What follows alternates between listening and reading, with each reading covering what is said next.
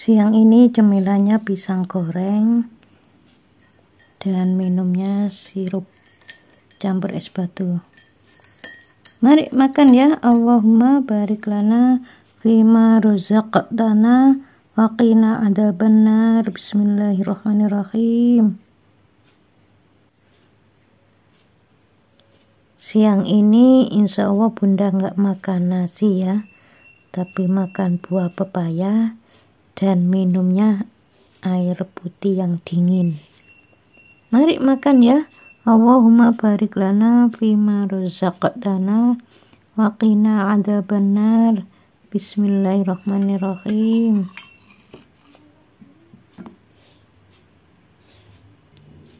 Ini bunda mau bikin tempe mendoan ya. Ini pakai daun bawang yang petik di depan rumah. Jadi ini masih betul-betul fresh ya. Baru petik dapat beberapa menit dipakai.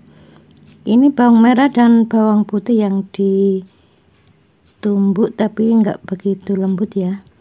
Nanti kalau dimakan biar ada kres-kresnya ya kalau digigit. Terus ini kemiri campur ketumbar. Dan tepungnya ini pakai tepung bumbu sasa.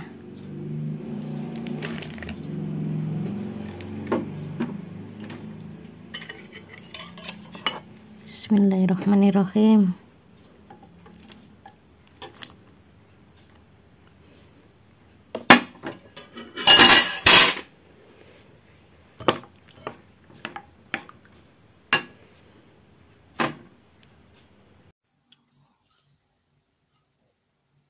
Misalnya anak itu dimarahi oleh orang tua, terus menurut anak itu nggak salah. Sebenarnya kalau memang menurut dia nggak salah, orang tuanya itu yang salah, itu sebenarnya Allah itu sudah menyiapkan rezeki untuk dia, asalkan dengan syarat dia tidak melawan. Ya pokoknya kalau ada orang tua ngomong kasar, membentak dan lain sebagainya ya gak usah melawan ya. Apalagi sampai mengeluarkan kata-kata orang tuanya ini tidak adil dan lain sebagainya. Nah itu sebenarnya Allah itu mau menyiapkan rezeki untuk dia. Karena dia tuh melawan ya rezeki itu ya gak jadi diberikan. Nah itu rahasianya. Makanya kalau ketemu orang tua ya entah itu seorang ayah atau ibu, pas omongannya ya tiba-tiba nyelonong kasar ya. Padahal selama itu ya nggak kasar, dia lembut. Kok tiba-tiba nyelonong kasar itu ya insya Allah dari ujian ya. Jadi Allah itu menguji. Jadi sebelum diberi rezeki, Allah itu ya menguji dulu ya. Jadi ya nggak enak-enakan langsung dapat rezeki. Rezeki itu kan macam-macam ya, rezeki taufik dari Allah, rezeki yang berupa harta, juga rezeki kesehatan ya. Karena dia melawan ya, rezeki yang disiapkan oleh Allah itu mau diberikan itu ya nggak jadi akhirnya. Nah itu rahasianya ya. Jadi untuk para remaja putra dan putri, jadi kalau mendapatkan perlakuan yang kurang baik, entah itu dari ayah atau ibu, ya pokoknya jangan melawan. Kalau memang itu melanggar ya, si orang tua itu melanggar agama ya, cara menasihati ya juga harus dengan lemah lembut dan tidak pada saat si orang tuanya itu marah. Jadi ya tunggu beberapa hari atau beberapa jam lah ya, minimal beberapa jam. Jadi setelah diberitahu ya kalau memang orang tuanya nggak mau menerima ya sudah pasrahkan, itu urusan beliau sama Allah Ta'ala. Jadi kita sebagai anak ya nggak usah ikut campur ya, itu kesalahan mereka pada Allah Ta'ala.